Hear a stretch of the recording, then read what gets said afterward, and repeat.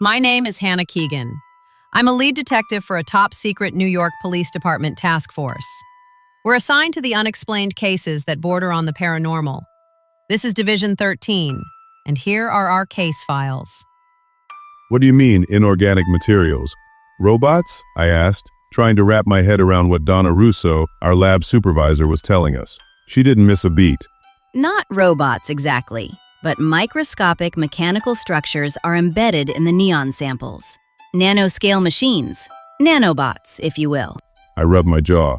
Nanobots. That sounds very sci-fi, Donna.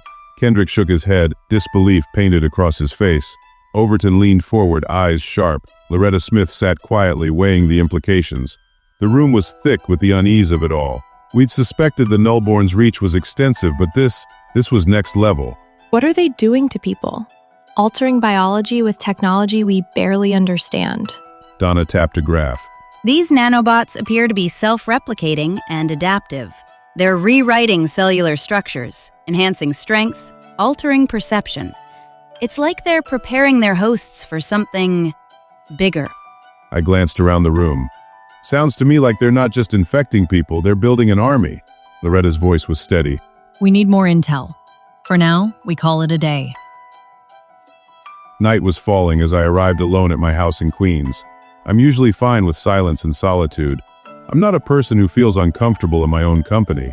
But after the revelations of the evening, the quiet was just a bit heavy. I switched on the radio just for background noise, poured myself a shot of whiskey, threw some leftovers in the microwave, and tried to forget the day's mysteries. But an unease settled deep in my gut, sharper than usual. I stopped in place, listening to my surroundings. Just for a moment, I had the insane feeling that I wasn't alone. Attributing my jitters to the events of the day, I shrugged it off, ate, then headed upstairs. Halfway up the stairs, the feeling came back. Undeniable. Urgent. I slowly drew my service weapon as I peered into the darkness at the top of the stairs. You can sense me. Incredible. I should be invisible to you. The voice was low, almost admiring, from the darkness at the top of the stairs. Footsteps rushed down the stairs toward me, but I saw nothing. Instinct took over. I barely dodged my unseen attacker, sidestepping and pivoting. I retreated to the living room, flicking on the lights. There he was, a demon. That was the only way my mind could make sense of what I was seeing. Glowing orange eyes burned from jet-black obsidian skin, dressed in black combat fatigues.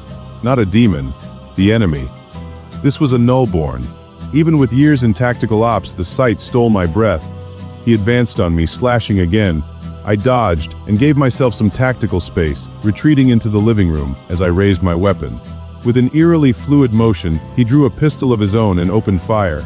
I ducked behind my now overturned sofa, returning fire as my attacker did a combat roll to find cover of his own behind the corner at the bottom of the stairs. He taunted me from his hiding place. I seem to have lost the element of surprise. But this isn't over. There will be other chances to kill you. Then I heard his stealthy footsteps as he retreated out the front door. Emerging from cover, I got up to pursue the attacker, grabbing my radio as I headed for the door. "This is Shipman. Backup needed. Code 30 at my place. Now." Kendrick responded that he was on the way with Overton and our weapons specialist, Jack Sterling.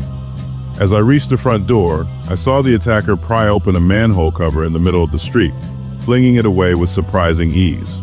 He dropped into the sewer system. I went after him. Dropping into the darkness, I heard footsteps ahead, echoing splashes. The assassin didn't seem to be bothering to hide his escape. A small part of my brain whispered, "He wants you to follow him."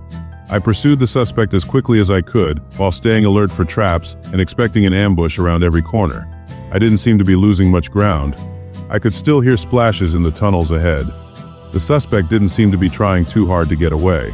I was more certain by the minute that I was walking into a trap. My radio crackled. The team was closing in. I updated them with my location. It took a few more minutes for them to catch up with me, and I gave them an abbreviated sitrep on the move. We continued to track the suspect, eventually round a corner into a high-vaulted chamber with one entrance. The dimensions of the chamber were lost in the gloom.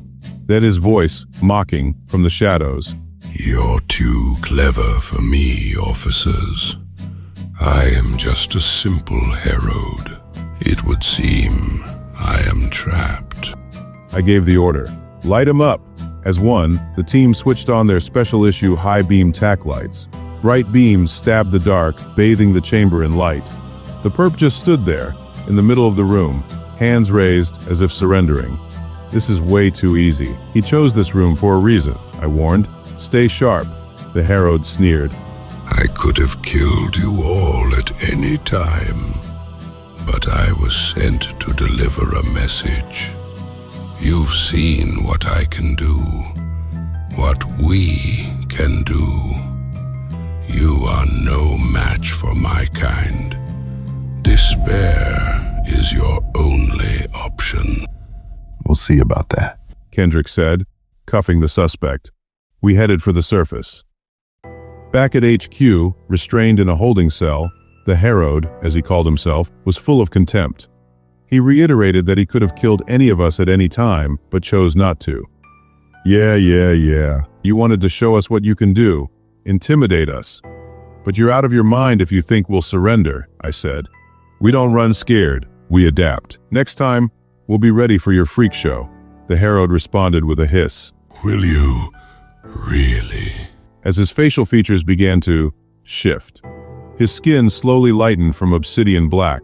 The glowing orange rifts in his flesh began to seal with the fluidity of melted wax. His features continued to change, bones making wet cracking sounds, until finally, before us sat a human, a normal man, a man I recognized. Cole, I breathed. He sneered. Happy you remember me, Sarge. I thought you were dead, Cole replied with contempt. Now you see, don't you? You have no chance. You're in over your head, and this time, there will be no Lightbringer to save you. This world belongs to the Nullborn. I walked away, stunned, passing the transport officers in the hall. As the officers secured the prisoner for transport to the Tomb, a facility in Alaska, I heard his laughter echo in my mind. Case file note. Subject transferred to Anchorage Containment Facility under maximum restraint. Subject identified as Buck Sergeant Harrison Cole, declared killed in action in Afghanistan, 1979. End case file 013-004. Thank you for listening to this Division 13 case file. If you enjoyed the story, make sure to subscribe so you never miss what's coming next. Inner Circle members get early access to all Kaine Legacy Studios projects, including exclusive Division 13 episodes, live Overdrive radio mixes, extended Lux Manifest content, shoutouts in video credits, and more. You can become a member by clicking Join below. We're just getting started, so don't miss out. Become a channel member today.